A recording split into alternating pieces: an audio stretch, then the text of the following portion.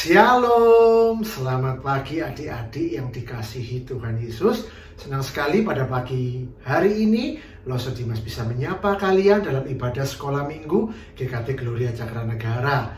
Sebelum kita mau memulai ibadah sekolah minggu kita pada pagi hari ini, yuk kita mau saksikan teman-teman kalian yang sudah mengirimkan ayat hafalannya.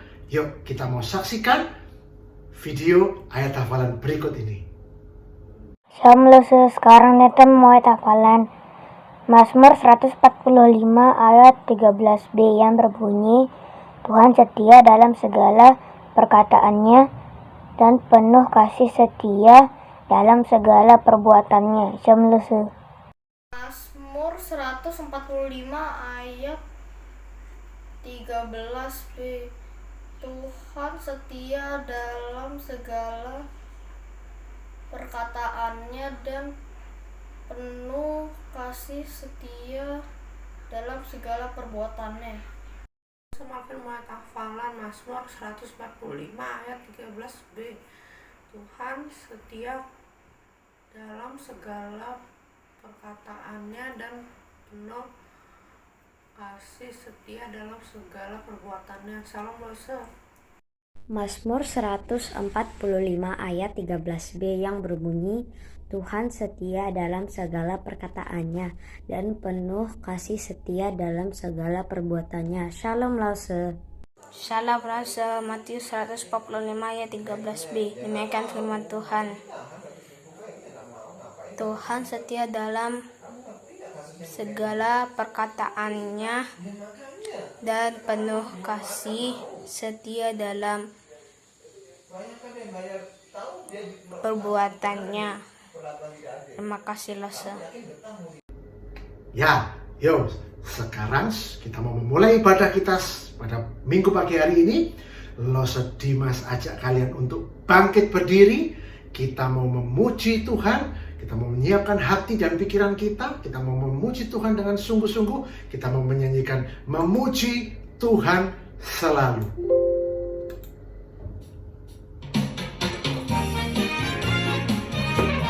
Kita mau menyanyikan sambil bertepuk tangan.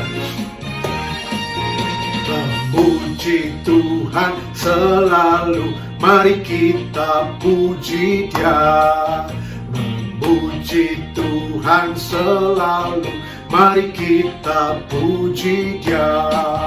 Puji, puji, mari kita puji Dia. Puji, puji, mari kita puji Dia.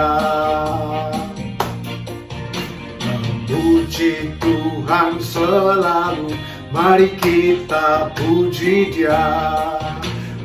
Memuji Tuhan selalu, mari kita puji Dia. Puji, puji, mari kita puji Dia. Puji, puji, mari kita puji Dia. Tuhan Yesus layak kita tinggikan. Memuji Tuhan selalu, mari kita puji Dia. Memuji Tuhan selalu, mari kita puji Dia. Puji, puji, mari kita puji Dia. Puji, puji, mari kita puji Dia. Mari kita bersatu di dalam doa. Bapa yang baik yang kami kenal di dalam nama Tuhan Yesus Kristus, kami mengucap syukur untuk kesempatan kami boleh beribadah pada minggu pagi hari ini. Tuhan, kami memohon Engkau menyertai kami dari awal, pertengahan, sampai dengan akhirnya. Kami mau menyiapkan hati kami, pikiran kami, untuk kami memuji Tuhan, mendengarkan kebenaran firman Tuhan.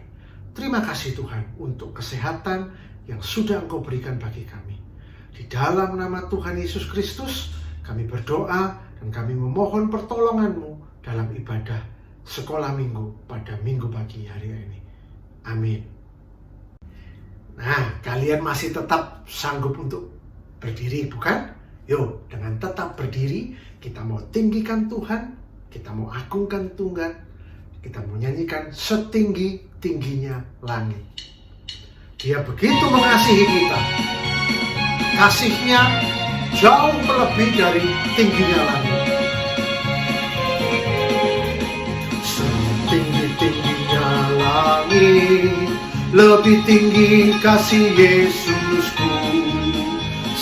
Dalam lautan, lebih dalam kasih Yesusku.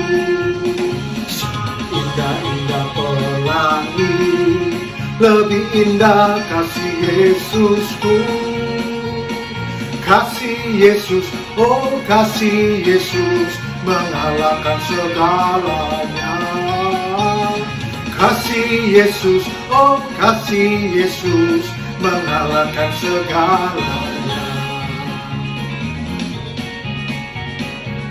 Kasih Tuhan Yesus luar biasa. Tinggi-tingginya langit, lebih tinggi kasih Yesusku. Dalam-dalam lautan, lebih dalam kasih Yesusku. Indah-indah pelangi, lebih indah kasih Yesusku. Kasih Yesus, oh kasih Yesus, mengalahkan segalanya. Kasih Yesus, oh kasih Yesus, mengalahkan segalanya. Kasih Tuhan Yesus begitu baik dalam hidup kita. Tinggi-tingginya langit, lebih tinggi kasih Yesusku. Dalam-dalam lautan, lebih dalam kasih Yesusku. Indah-indah pelangi, lebih indah kasih Yesusku. Kasih Yesus, oh kasih Yesus, mengalahkan segalanya. Kasih Yesus, oh kasih Yesus, mengalahkan segalanya. Kasih Yesus, oh kasih Yesus, mengalahkan segalanya. Ya, adik-adik, kalau Dimas persilakan untuk duduk kembali. Nah, sekarang tiba waktunya kita akan mendengarkan kebenaran firman Tuhan. Tetapi sebelum kita mau mendengarkan kebenaran firman Tuhan, kita mau siapkan hati kita untuk kita memuji Tuhan apapun juga yang menimpamu. Apapun juga yang menimpamu, Tuhan menjaga kita.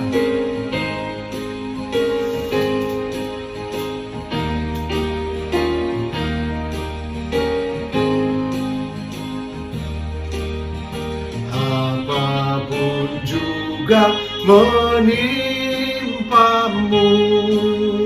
Tuhan menjagamu. Naungan kasih-Nya pelindungmu, Tuhan menjagamu.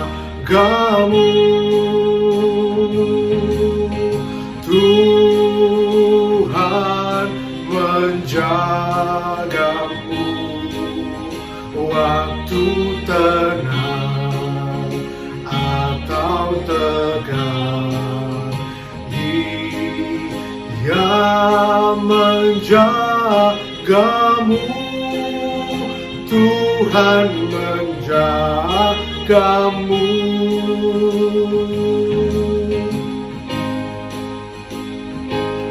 Waktu tenang, waktu tegang atau susah, Tuhan senantiasa menjaga kita.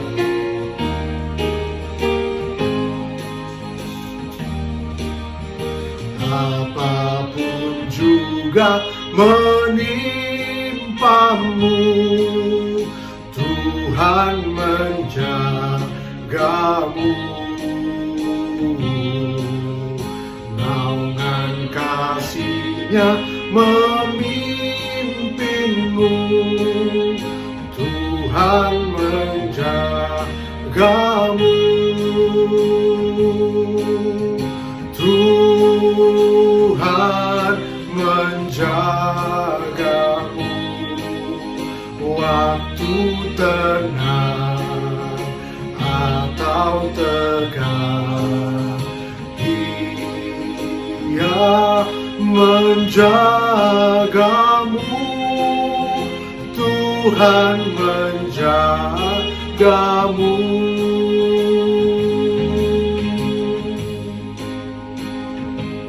Mari kita berdoa sebelum kita mendengarkan firman Tuhan.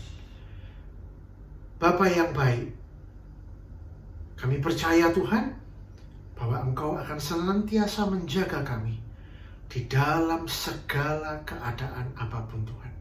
Karena kami tahu Engkau adalah Allah yang setia. Sebentar kami akan merenungkan kebenaran firman-Mu. Tuhan menolong Loselina yang akan menyampaikan kebenaran firman Tuhan. Ini kami Tuhan, mau duduk diam, siap mendengarkan kebenaran firman-Mu. Di dalam nama Tuhan Yesus Kristus, kami berdoa dan mengucap syukur. Amin.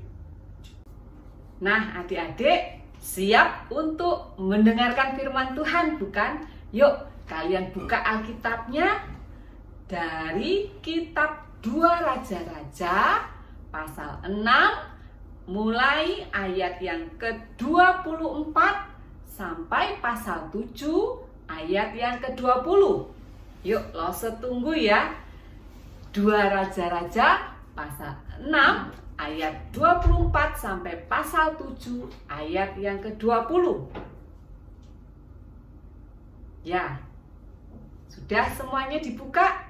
Nah, tentunya kalian pernah mendengar atau kalian sudah tahu kata ini, lapar. Kalian pernah mengalaminya. Sebagian kita atau kita semua tentu pernah merasakan lapar. Nah, adik-adik, hari ini kita akan mendengarkan cerita tentang penduduk suatu kota yang mengalami rasa lapar, tapi bukan lapar yang biasa kita alami. Lapar yang bagaimana ya? Yuk kita dengar ceritanya. Raja Aram dan tentaranya telah mengepung kota Samaria. Sekarang penduduk di dalam kota tidak dapat keluar untuk mencari makanan dan tidak ada orang dari luar yang dapat membawa makanan masuk ke dalam kota. Hari demi hari tentara musuh berdiri berjaga di sekitar Samaria. Mereka menunggu orang-orang yang kelaparan itu menyerah. Makanan sangat langka dan sangat mahal. Orang-orang begitu lapar sehingga mereka bersedia membayar 80 sikal perak untuk kepala keledai, hewan najis yang tidak boleh dimakan oleh umat Allah. Bahkan benih polong pun dihargai sangat mahal. Di dalam kota, orang-orang melihat ke atas memperhatikan Raja Israel berjalan perlahan di atas tembok kota. Seorang perempuan berseru kepadanya, "Tolonglah aku ya Tuanku Raja." "Jika Tuhan tidak menolong engkau, dengan apakah aku dapat menolong engkau?" jawab Raja. Sang Raja menjadi marah kepada Allah dan nabinya Elisa. Ia menyalahkan mereka atas situasi di Samaria. Maka sang Raja mengoyakkan jubah kerajaannya, menunjukkan kain kabung yang ia kenakan di baliknya. "Beginilah kiranya Allah menghukum aku, bahkan lebih daripada itu jika masih tinggal kepala Elisa di atas tubuhnya pada hari ini." Elisa yang sedang duduk di rumahnya bersama para tua-tua kota itu mengetahui bahwa raja berencana membunuh dia. Allah berfirman kepada Elisa dan mengatakan kepadanya apa yang harus dia katakan kepada orang suruhan raja ketika dia datang. "Beginilah firman Tuhan," kata Elisa. "Besok kira-kira waktu ini, sesukat tepung yang terbaik akan berharga sesikal, dan 2 sukat jelai akan berharga sesikal di pintu gerbang Samaria." Lalu kata seorang ajudan raja kepada Elisa, "Sekalipun Tuhan membuat tingkap-tingkap di langit dan menuangkan tepung dan gandum, itu tidak mungkin terjadi." Lalu kata Elisa kepada ajudan raja itu, "Sesungguhnya engkau akan melihatnya dengan mata kepalamu sendiri. Namun karena engkau tidak percaya, engkau tidak akan makan apa-apa daripadanya." Selama ini Allah sudah tahu bahwa umatnya tidak memiliki makanan. Dan tepat saat Elisa berbicara dengan ajudan raja itu, Allah menjalankan rencananya untuk memberi makan umatnya. Ada 4 orang laki-laki dengan penyakit kulit yang disebut penyakit kusta yang tinggal di bagian luar kota dekat pintu gerbang kota Samaria. Aku lapar. Yuk, ada makanan nggak kamu? Aku lapar sekali, belum makan. Sudah lama aku tidak makan. Yuk kita pergi ke kota minta makanan kepada keluarga kita yang ada di kota. Aku sangat lapar. Yuk. Tahu nggak kamu? Aku juga lapar. Tapi kamu pernah dengar nggak kalau di kota Samaria itu juga terjadi kelaparan? Mereka sama-sama lapar seperti kita. Karena kota Samaria sedang dikepung oleh tentara Aram. Tahu nggak sih kamu? Nanti kalau kita pergi ke sana, kita juga akan mati di sana. Tapi kalau kita diam di sini saja, kita juga mati loh. Terus kita harus bagaimana nih? Kita harus bagaimana? Coba kita pergi ke kota Samaria, kita mati. Di sini kita juga mati kelaparan. Terus bagaimana ini?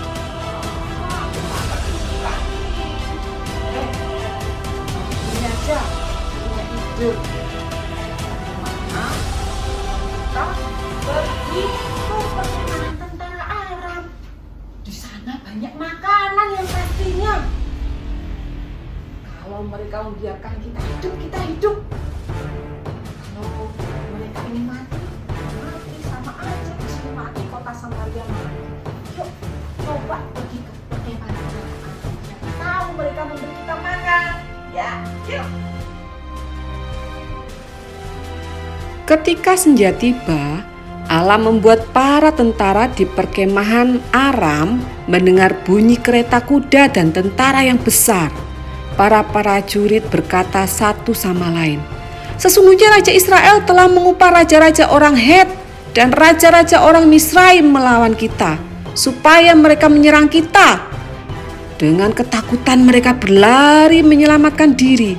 Mereka meninggalkan seluruh barang bawaan mereka, binatang-binatang dan persediaan makanan mereka di kemah. Ketika keempat orang kusta itu tiba di perkemahan, tidak ada seorang pun di sana.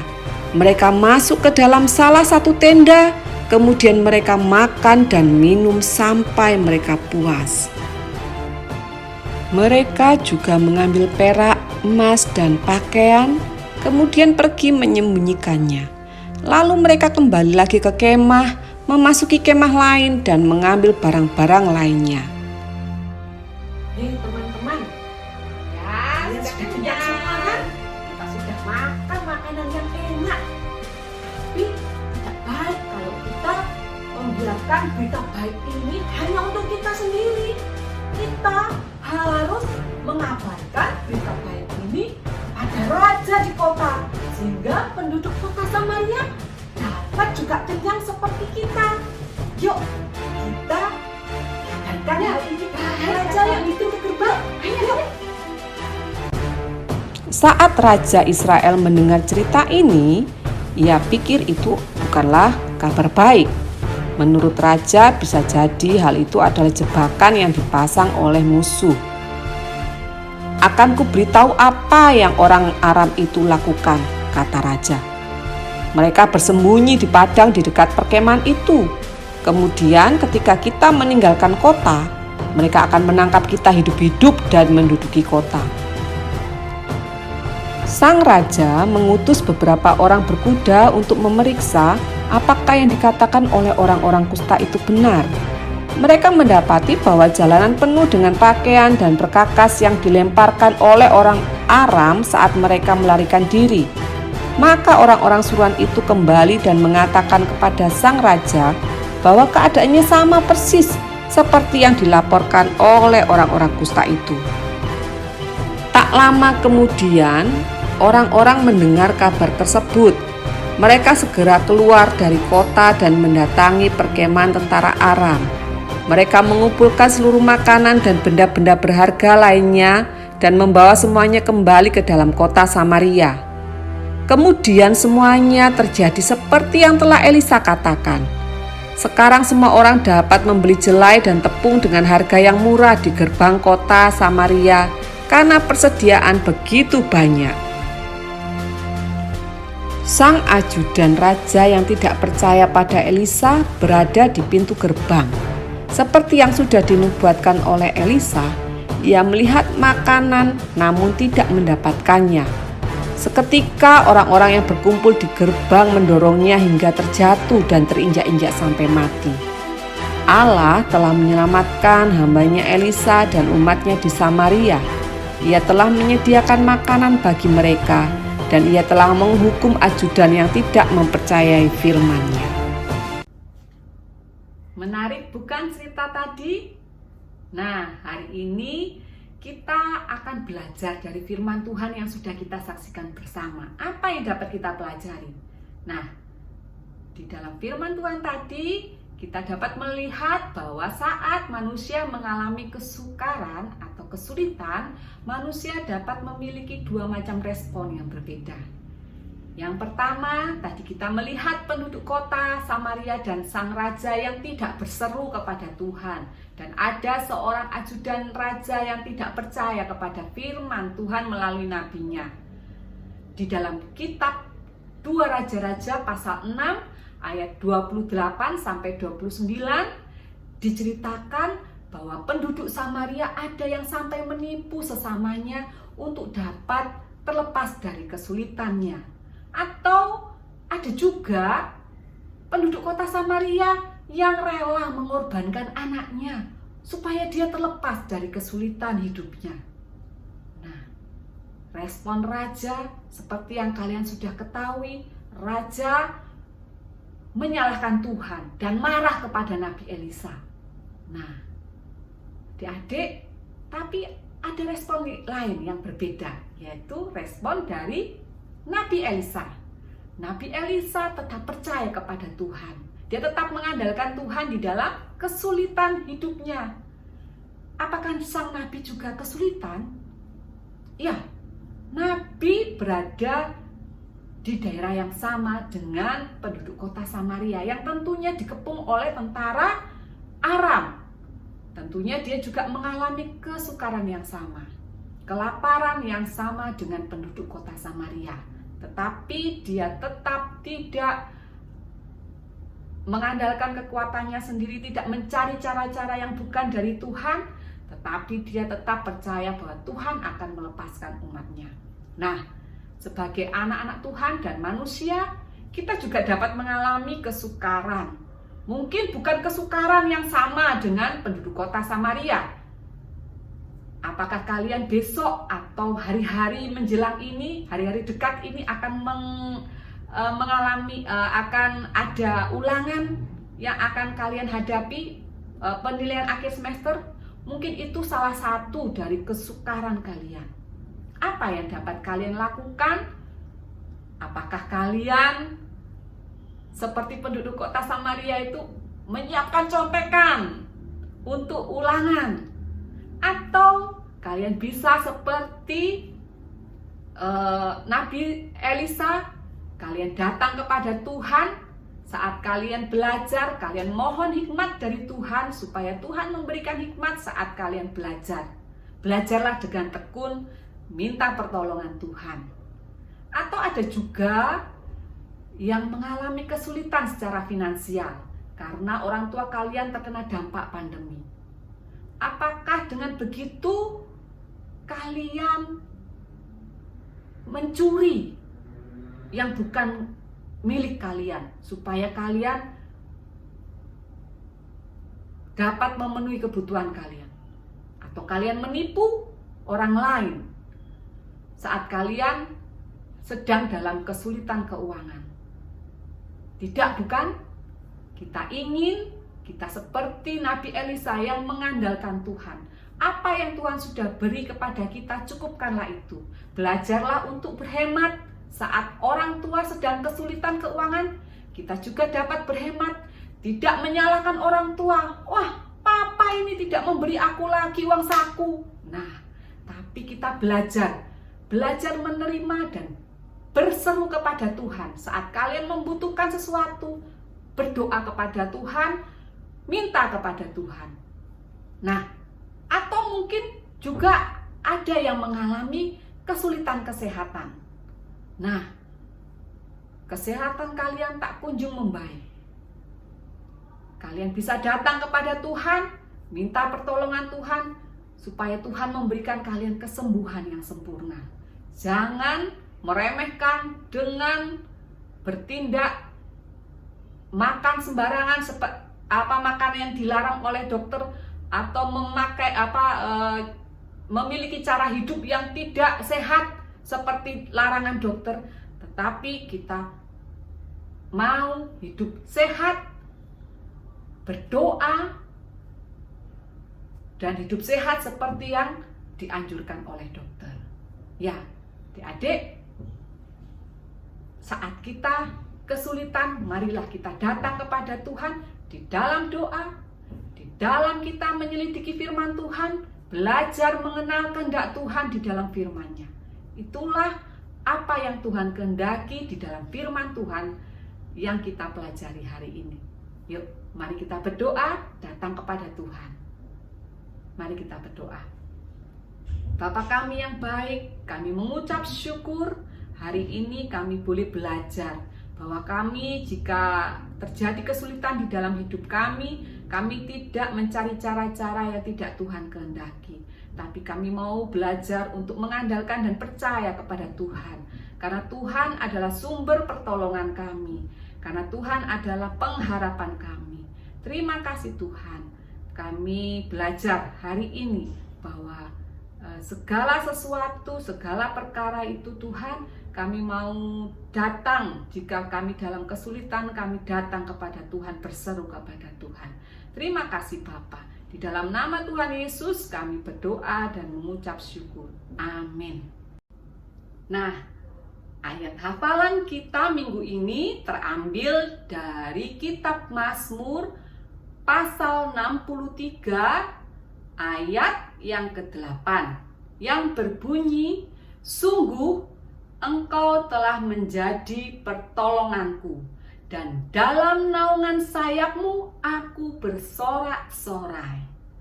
Selamat menghafalkan. Nah, adik-adik, tiba waktunya kita sekarang akan memberikan persembahan kepada Tuhan. Kalian bisa siapkan persembahan kalian, masukkan dalam kotak yang sudah kalian siapkan untuk kalian bisa membawanya ke gereja. Yuk, kita mau siapkan hati kita untuk kita mau memberikan persembahan kepada Tuhan. Kuberi persembahan.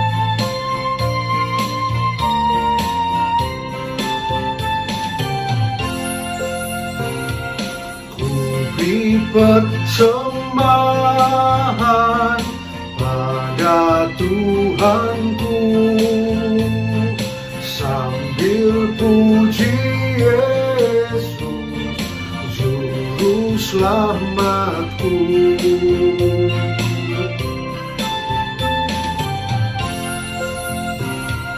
Dengan sukaria ku padamu dan berasa kaya dalam Tuhanmu.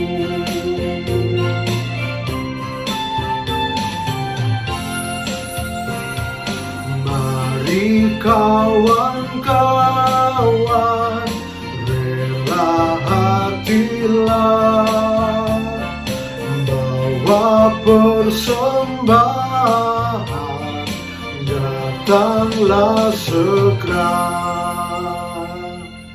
Mari kita berdoa, menyerahkan persembahan kita, sekaligus kita akan menutup ibadah sekolah minggu pada pagi hari ini. Mari kita berdoa.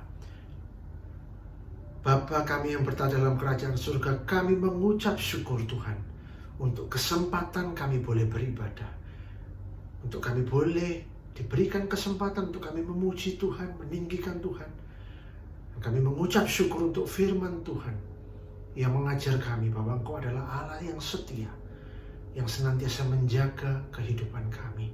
Tuhan, ini persembahan kami, kiranya Engkau menerima persembahan kami sebagai persembahan yang harum, yang berkenan di hadapan-Mu. Kami mengucap syukur Tuhan. Kami memohon kiranya Engkau menyertai kami dalam 1 minggu ke depan. Karena kami tahu Tuhan, kami tidak akan mampu berjalan tanpa pertolongan dan kasih setia-Mu. Terima kasih untuk sekolah minggu pada pagi hari ini.